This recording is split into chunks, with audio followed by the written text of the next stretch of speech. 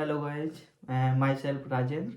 And आज हम बातें करेंगे कि एनबीएस टीजीटी मैथमेटिक्स या कोई भी दूसरी सब्जेक्ट के लिए हमें किस किस डॉक्यूमेंट्स की रिक्वायरमेंट होती है। एंड हम जैसे हमें फाइनली पता नहीं होता कि किस किस डॉक्यूमेंट्स का हमें रिक्वायरमेंट होता है, क्या प्रोसेस होता है। तो आज इसके बारे में थोड़ा मैं चाहूँगा कि जल्दी ही हम इसमें डिस्कशन करें। और मैं काफ़ी टाइम से सोच भी रहा था कि एक वीडियो डॉक्यूमेंट से रिलेटेड बनाई जाए।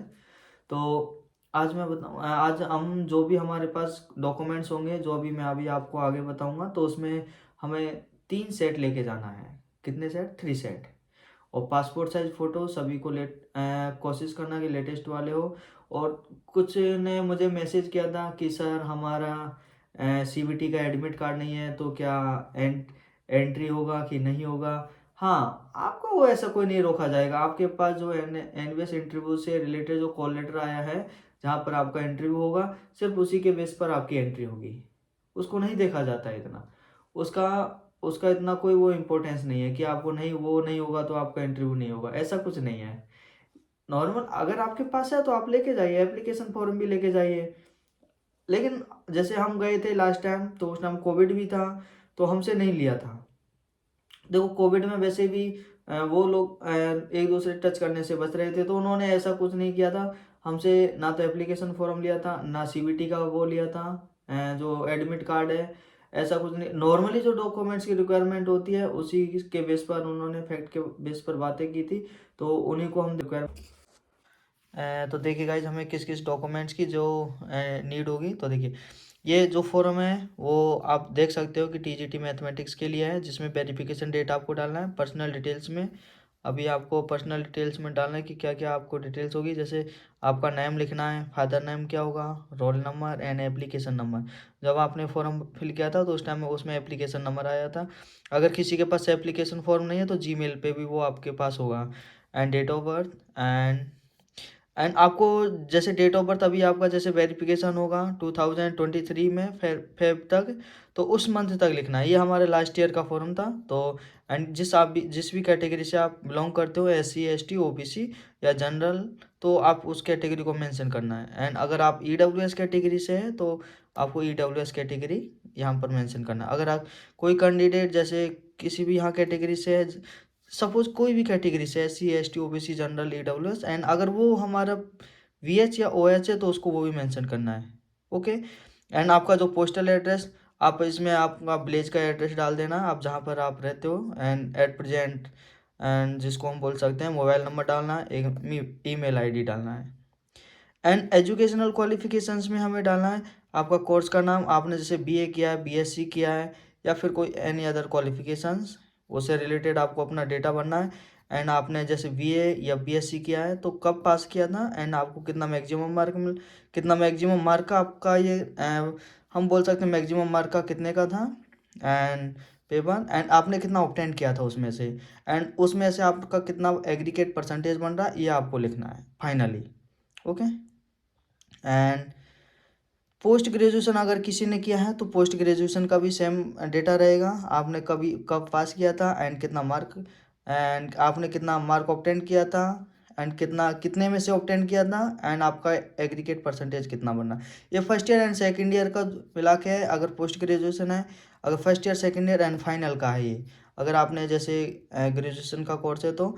एंड इधर आपने आपका जो ये टीजीटी मैथ के लिए है तो TGT math and physics chemistry, जिस भी सब्जेक्ट के लिए, सोशल साइंस या साइंस, हिंदी, जिस भी सब्जेक्ट के लिए फॉर्मेट आप फिल करोगे तो अपनी एलिजिबिलिटी को यहाँ शो करना है।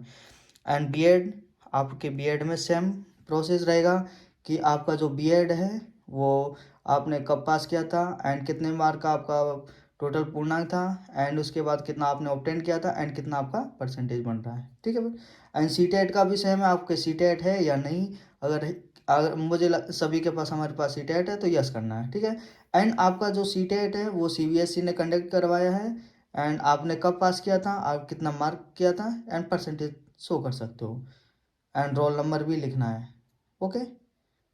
एंड देखिए नेक्स्ट पेज में, ये हमारा बायोडेटा फॉर्म हो गया। अभी हम सेकंड पेज को देखते हैं एक बार। देखिए, सेकंड पेज में आपको यहाँ पर अगर जैसे मान लो किसी के पास गवर्नमेंट स्कूल या रेजिडेंशियल स्कूल का एक्सपीरियंस है तो उस एक्सपीरियंस को शो करना है, स्कूल का नाम लिखना है एंड आपने कब से कब तक उसमें काम किया था, कितने ईयर मंथ जो भी हुआ आपको, तो वो शो करना है, क्योंकि हमें कुछ तो बेनिफिट मिलता ही है। अगर आप इसके अलावा कहीं जैसे अगर मान लो आपने गवर्नमेंट सर्वेंट शो किया तो आपको NOC यहाँ पे शो करना होगा। तो एंड इसके बाद में अगर आपको जैसे कोई भी नॉलेज है कंप्यूटर से रिलेटेड तो आपको यस एंड नो, अगर नहीं है तो नो करना है। एंड कोई आज जैसे मान लो किसी के पास कोई भी को करिकुलर एक्टिविटी है, जैसे कोई खेल में अच्छा है, क्रिकेट में हो सकता है या फिर फुटबॉल में हो सकता है, NCC में, मतलब कहीं भी आपको अगर आपने पार्टिसिपेट किया है तो वो यहाँ पर शो करना है। जैसे आपने नेशनल लेवल किया है, इंटरनेशनल लेवल किया है, स्टेट या यूनिवर्सिटी, जो भी आपने, एंड वहाँ पर आपको किस activity, and yes and no, अगर नहीं है तो नो कर देना है। तो अगर नहीं है तो ये हमें फिल ही नहीं करना, ठीक है। एंड अंडरटेकिंग है ये कि आपने जो ऊपर जो भी डिटेल्स दिया है, चाहे आपका ग्रेजुएशन, पोस्ट ग्रेजुएशन, आपके बायोडाटा से रिलेटेड जो भी आपने डिटेल्स दिया है वो आपका डिटेल्स सही है। अगर आप उसमें गलत पाए जाते हैं, अगर आप इसमें गलत पाए जाते हैं तो आपका जो ज्वाइनिंग है, जो अपॉइंटमेंट आपको मिल रही है, जो आपको ये अपॉर्चुनिटी मिल रही है, उसको क्या कर दिया जाएगा, रोक दिया जाएगा, ठीक है। ये एक तरीके से अंडरटेकिंग ली जाती है।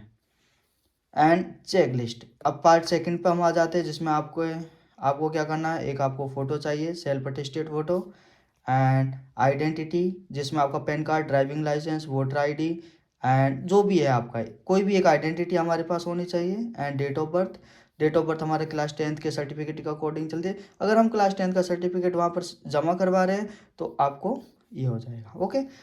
एंड आप किस कैटेगरी से बिलोंग करते हो, SC ST OBC, तो उसका सर्टिफिकेट देते हैं, तो उस सर्टिफिकेट को हमें यहाँ पर देना होगा। एंड हमारे जो हम फॉर्म जब फिल करेंगे तो हमारे पास मेल पर एक परफॉर्मा भी आएगा। वो परफॉर्मा एक्चुअली में हमारे पास ऑलरेडी उस फॉर्मेट में फॉर्म बना हुआ हो रहता है, कैटेगरी सर्टिफिकेट वही सेम फॉर्मेट आता है हमारे पास, कि आपको इस फॉर्मेट में बनवा के लेके आना। अगर मान लो किसी के पास नहीं है तो उसको उसी फॉर्मेट में बनवाना होगा, ठीक है। इसलिए वो फॉर्मेट हमें ऑलरेडी दिया जाता है। जैसे EWS का है, EWS का भी उनको सर्टिफिकेट बनवाना है। जैसे EWS का शायद मुझे लगता है कि जैसे अप्रैल से चलता है, एंड शायद या तो अप्रैल से मार्च तक चलता है, तो इस फॉर्मेट में 1 ईयर का उनका जो टाइम पीरियड रहता है शायद मुझे लगता है, तो उसी के अकॉर्डिंग उनको बनवाना होता है। अगर जैसे PH कोई कैंडिडेट है तो उसको अपना PH सर्टिफिकेट शो करना होगा, और कोई एक्स सर्विस मैन है तो उसको अपना एक्स सर्विस मैन का सर्टिफिकेट शो करना होगा, ठीक है। एंड इसके अलावा जैसे कोई आदमी मान लो किसी ने काम किया है, जैसे मान लो किसी ने कॉन्ट्रैक्ट बेस पे काम किया है, या फिर कोई हो सकता है कि गवर्नमेंट जॉब में काम किया है, तो वो यहाँ पर ले सर्टिफिकेट शो करेगा। एंड NOC के लिए, एंड एज, एज आपको जिस जिस डेट तक आपका वेरिफिकेशन होगा उस डेट तक आपको अपनी एज को मेंशन करना है, ओके गाइज। अभी देखें नेक्स्ट, इसमें आपको अपना रोल नंबर फिल करना है। एंड अब यहाँ पर अब हम आ जाते हैं, देखिए आपका जो कुछ लोगों को बहुत ज़्यादा इसमें प्रॉब्लम हो रहा था कि क्या है ये आपका जो क्राइटेरिया क्या है। तो यहाँ पर अगर जैसे मान लो किसी ने 4 ईयर का किया, जो अभी एक्चुअली प्रेजेंट में चल रहा है, NCERT से होना चाहिए, एंड उसमें 50% एटलीस्ट होना चाहिए। And concern subject aggregate 50%। अगर किसी ने बैचलर ऑनर्स किया है, जैसे किसी ने तो अगर किसी ने ऑनर्स किया है तो उसमें क्या होना चाहिए, आपका 50% होना चाहिए।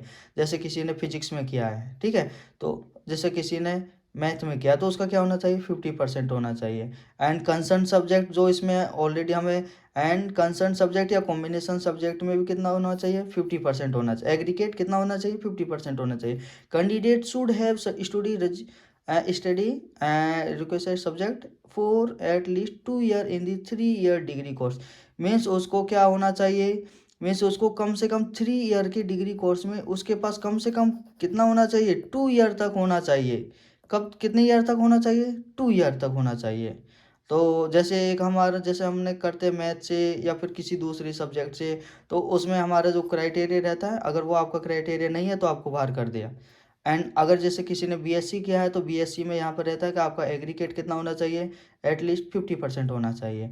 एंड जैसे कंसर्न सब्जेक्ट या कॉम्बिनेशन सब्जेक्ट, जैसे कंसर्न सब्जेक्ट या कॉम्बिनेशन सब्जेक्ट हमारा क्या होता है, वो सब्जेक्ट के ऊपर डिपेंड करता है। जैसे अभी यहाँ पर हमारा किस में दिया है देखिए, एंड जैसे हमारे टीजीटी मैथमेटिक्स है, अब देखिए टीजीटी मैथमेटिक्स के लिए अभी हम देख लेते हैं। एंड सब्जेक्ट वाइज सभी के लिए अलग अलग रहता है, जैसे मैथ, हिंदी, एसएसटी, साइंस सभी के लिए अलग। तो यहाँ पर हम मैथ के लिए देख रहे हैं। तो मैथ के लिए देखिए, अगर किसी के पास बैचलर डिग्री इन मैथ में, तो उसके साथ, अगर किसी ने बैचलर डिग्री मैथ में किया तो उसके साथ क्या होना चाहिए, फिजिक्स होना चाहिए।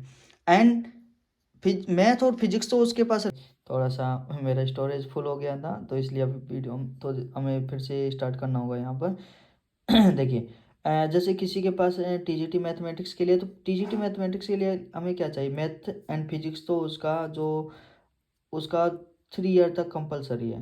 3 ईयर तक क्या है, ये तो हमारा कंपलसरी। लेकिन इसके अलावा फिजिक्स मैथ के अलावा कितना, 3 सब्जेक्ट चाहिए। थर्ड सब्जेक्ट हमारा केमिस्ट्री हो सकता है, इलेक्ट्रॉनिक्स हो सकता है, computer science and statistics. And इसमें से क्या होना चाहिए, एक सब्जेक्ट होना जरूरी है। अगर इसके अलावा इसमें से किसी के पास एक सब्जेक्ट नहीं है तो उसको क्या कर दिया जाएगा, बाहर कर दिया जाएगा। अगर इसके अलावा अगर दूसरा criteria, in case of such university provide for only 2 subjects out of 6 and mentioned above in the final year of graduation, the candidate should have studied math and physics in the final year of examination, and 3 subjects by math, physics and chemistry, electronic, computer science and statistics in first year and second year of graduation. Means इसमें क्या कहा, physics और math तो होना चाहिए, लेकिन इन 6 subject में से first year and second year में इनमें से 2 ईयर, मतलब फाइनल ईयर में यहाँ प्रोवाइड करवाते हैं 3 सब्जेक्ट। एंड इसमें से हमारे पास क्या होना चाहिए, फर्स्ट एंड सेकेंड ईयर में होना चाहिए ग्रेजुएशन में, first year and second year में। एंड थर्ड देखिए, अगर मान लो किसी ने बीएससी पास किया है and degree with honours math, जैसे मैथ से किया है, तो इसका कंसर्न एलिजिबिलिटी देखिए। एंड मैथ के साथ क्या होना चाहिए, फिजिक्स का स्टडी होना चाहिए। एंड मैथ और फिजिक्स तो कंपलसरी है। एंड इसके बाद में क्या होना चाहिए, chemistry, electronics and computer science, statistics in first and second year of the course. Means first year and second year में क्या होना चाहिए, इन सब्जेक्ट में से भी कोई एक सब्जेक्ट होना चाहिए, तभी आपका जो एलिजिबिलिटी का क्राइटेरिया वो तभी कंप्लीट होगा।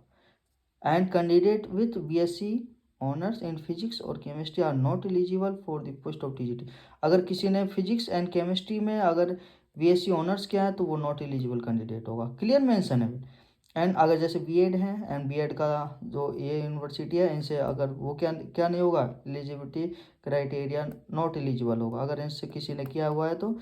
एंड ये देखिए जो हमें गिवन है, एंड इसमें जो एसटीसी का या 2 ईयर का जो दिया है वो नहीं होगा। एंड सी टेट का हमारे पास सीबीएसई का द्वारा वेरीफाई सर्टिफिकेट होना चाहिए। जैसे कुछ लोग कंफ्यूज रहते हैं कि हम सर्टिफिकेट लेके जाए या फिर मार्कशीट लेके जाए, दोनों ही लेके जाइए, कोई इशू नहीं है। हमारा सर्टिफिकेट है तो और बहुत बढ़िया है, ठीक है। एंड गवर्नमेंट सर्वेंट अगर जैसे आपने शो किया है रेजिडेंशियल स्कूल का तो वो सर्टिफिकेट भी लेके जाइए। एंड यहाँ पर जो क्वालिफिकेशंस है वो आपके नोटिफिकेशन के अकॉर्डिंग होना चाहिए। अब देखिए, रीजन फॉर इनएलिजिबिलिटी, तो जो भी इसमें रीजन है वो आप पढ़ सकते हो कि क्या क्या रीजन है, जैसे first, second, third and fourth and 9 आपको रीजन दिया हुआ है जो आप आराम से पढ़ सकते हो। मैं इसको थोड़ा सा जूम कर देता हूँ और कि जो 9 रीजन है आप आराम से पढ़ लीजिएगा क्या क्या है। एंड अगर ये इसमें से कोई भी एक अगर जिसके पास एलिजिबिलिटी का या इनएलिजिबिलिटी का अगर कोई रीज़न नहीं है तो वो आराम से अब आगे देखिए। ये जो आपका वेरीफाइंग ऑफिसर होगा वो आपका करेगा यहाँ पर। And signature of verify officer ये उसके द्वारा, and check by controlling officer का हो जाएगा। यहाँ भी आपको कोई मेंशन नहीं करना। अब हमारा आता है एक अलग से डॉक्यूमेंट, देखिए इसमें हम क्या देखेंगे, इसमें हम देखते हैं, देखिए मैं इसमें अभी आपको दिखा देता हूँ थोड़ा सा मेंशन। ये देखिए यहाँ पर आपको अपना एंड इंटरव्यू का डेट लिखना है, यहाँ पर आपको अपना रोल नंबर लिखना है। ये पर्टिकुलर कैंडिडेट है, जैसे किसी ने मैथ से किया तो मैथ से, हिंदी, सब जो भी जिस भी सब्जेक्ट में उसका ग्रेजुएशन है उसी के अकॉर्डिंग है, ठीक है। एंड एप्लीकेशन नंबर लिखना है, नेम लिखना है, कैटेगरी को शो करना है, डेट ऑफ बर्थ लिखना है। अगर जैसे सपोज कोई मैथ से है तो मैथ में उसको क्या करना है, उसको जैसे फर्स्ट ईयर में क्या करना है, मैथ में कितना मार्क ऑब्टेन किया था, सेकेंड ईयर में कितना मार्क ओनली मैथ का, यहाँ सभी का शो करना है। कॉलम बनाया हुआ है, मैथ का, फिजिक्स का एंड केमिस्ट्री या इलेक्ट्रॉनिक, कंप्यूटर साइंस या स्टेटिस्टिक्स। तो फर्स्ट ईयर में कितना मार्क ऑब्टेन किया है, मैथ, फिजिक्स या केमिस्ट्री। सेकेंड ईयर में कितना मार्क ऑब्टेन किया है, math, physics and chemistry. And final year में कितना मार्क ऑब्टेन किया, math, physics and chemistry. And total आपका टोटल मार्क कितना ऑब्टेन किया ऑल 3 ईयर में। जैसे मैथ में फर्स्ट ईयर का, सेकेंड ईयर का एंड फाइनल का ऐड करके यहाँ लिख देना है। ऐसे ही सेम क्राइटेरिया हमारा फिजिक्स का रहेगा, फिजिक्स का भी यहाँ लिखना है हमें। फिजिक्स का फर्स्ट ईयर का, सेकेंड ईयर का एंड फाइनल का टोटल करके यहाँ लिख देना। केमिस्ट्री का जो भी सब्जेक्ट में आपका टोटल करके यहाँ लिखना। एंड मैक्सिमम आपने कितने में से किया है। जैसे हमारे राजस्थान में जब मैंने ग्रेजुएशन किया था तो 225 में से हमने जितना भी मार्क ऑब्टेन किया था, तो फर्स्ट ईयर में 225, सेकेंड ईयर में एंड फाइनल ईयर में, तो टोटल मिला के 675। तो 675 में से हमने जितना ऑब्टेन किया था वो यहाँ लिख दिया था। फिर सेम केस मैथ के साथ 675, 675, 675, इसमें से जितना मार्क ऑब्टेन किया था वह यहाँ लिख दिया। एंड उसी के अकॉर्डिंग 675 में से हमने जितना ऑब्टेन किया था उसका कितना परसेंटेज बन रहा है, एग्रीगेट परसेंटेज यहाँ पर आएगा। एंड 675 में से फिजिक्स में जितना ऑब्टेन किया उसका कितना परसेंटेज बन रहा है, केमिस्ट्री में कितना परसेंटेज बन रहा है।